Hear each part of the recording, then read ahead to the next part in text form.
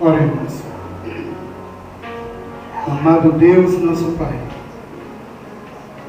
louvado e glorificado seja o Teu nome.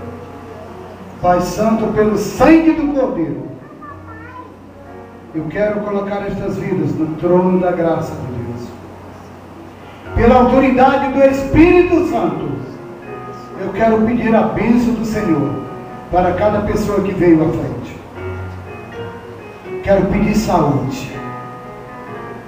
Quero pedir união na família, amor na família, compreensão na família.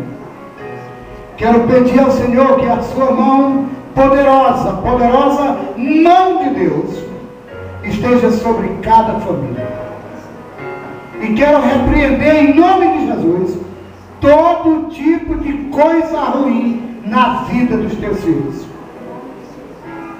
Eu repreendo, Senhor, toda maldade.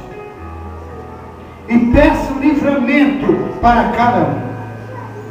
Para que o Senhor abençoe cada um. Dando força, coragem, amor, determinação, esperança e fé.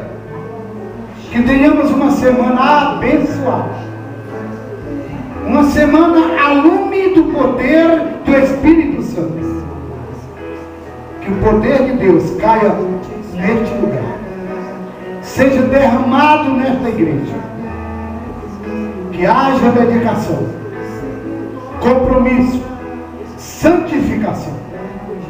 Que possamos te buscar, te adorar, na beleza da tua santidade.